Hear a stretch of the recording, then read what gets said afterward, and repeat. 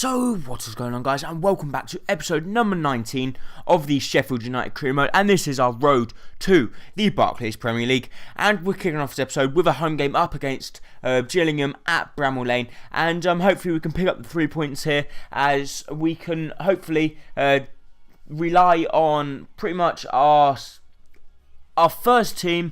But I must admit, they were not fully fit either, so they weren't in the dark green, they were in the light green. So it's going to be a little bit risky playing them like this, but unfortunately, we're going to have to play them because otherwise we wouldn't have a team.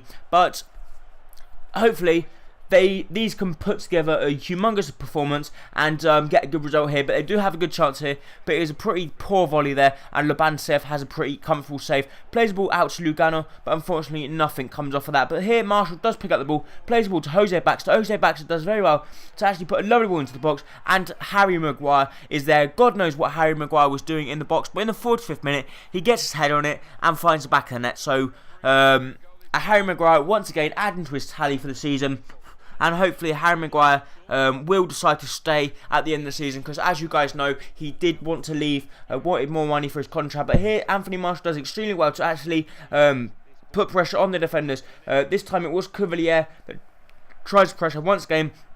But unfortunately, they were just turning us inside out, and they were going right through us. We just could not depossess them from the ball. And unfortunately, we couldn't. But until Jose Baxter does get the ball, we play a loaded ball over the top to Murphy. Jamie Murphy through one-on-one with the goalkeeper. And of course, Jamie Murphy is going to find the back of the net in the 55th minute and picks up his 11th goal in all competitions. So Jamie Murphy, once again, adding another spectacular goal to his tally for the season. And Jamie Murphy is my highest rated player, apart from Marlon King. But Marlon King is not going to count next season. So it's basically between Jamie Murphy and Marlon King, who Marlon King at the moment is a 72 rated, or 71 because he's gone down. And Jamie Murphy started as a 65 or 66 rated, I believe, and is now on 69, nearly 70 rated. So absolutely incredible that he has managed to actually gain so much potential throughout the season so far. We ended up having to offer new contracts for Elliot Whitehouse and Stefan Cavalier, mainly because these two players really had not... Cavalier was only on 4,000 a week, let's put it that way, and for a player of his quality, he wanted to be on 6,000 because he's a first team player every week, week in, week out, and he's just saying to me that he thinks he deserves more money, and because of that, I decided to go ahead and match it. So there we go, I matched it. But our next game was up against Tranmere Rovers, and Lyle Taylor plays a good ball through to Porter. Chris Porter does well to get there. The old player actually wins a corner, so pleased there that he does win a corner. And because of him winning the corner, it was a loaded ball, puts it in the box, and Lyle Taylor tries to get up. Unfortunately, it doesn't come to anything. Porter does put the ball in the box, and there is something Fiola, and extremely good header from him there from the corner in the 14th minute, which puts us 1-0 up. That's right, guys. We were now 1-0 up against Tranmere Rovers, and Aya plays the ball to Miller. Miller does very well to have a good shot there, but unfortunately it was a pretty poor shot. It comes to Era. He does play a good ball back to Miller. Miller should be scoring from there, but a pretty much diabolical effort from him there. He should get that on target. If that was on target, it would have ended up in the back of the net. So disappointed there that didn't end up in the back of the net. But I suppose there we go. That's just how things roll. But we do end up getting the 3 points as we end up winning that game 1-0 up against Tranmere. And our last game of this episode is going to be away from home at Coventry. So not the easiest of games for us. But hopefully we can pick up the 3 points if our star players can continue performing. So if Serge Gnabry, Marlon King, Jose Baxter, Brandy, if all of them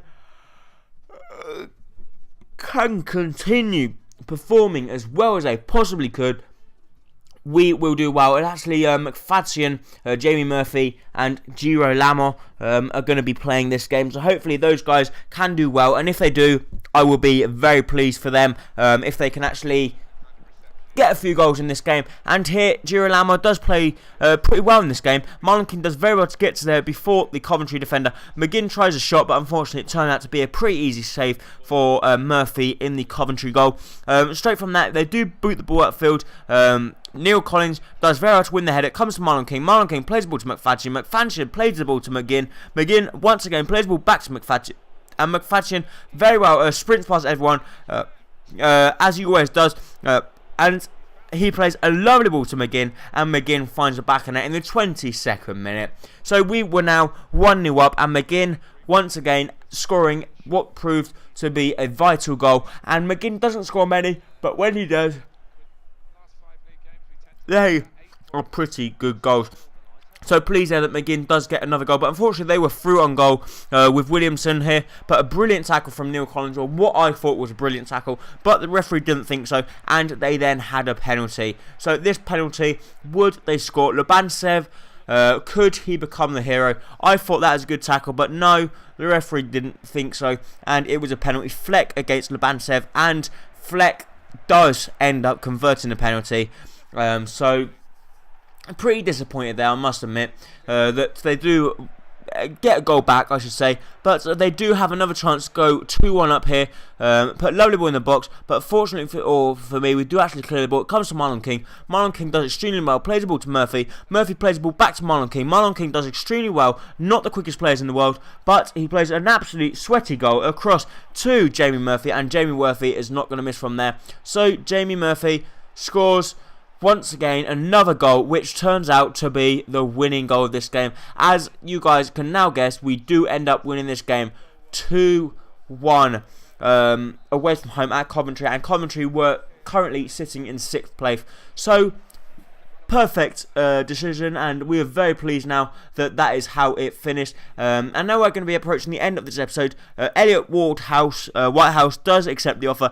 Cloverlear doesn't, so we're going to have to go and offer him a new one. So thank you for watching. Don't forget to leave a like, comment, and subscribe, and I hope to see you next time, whatever episode might be. Thank you. Bye bye.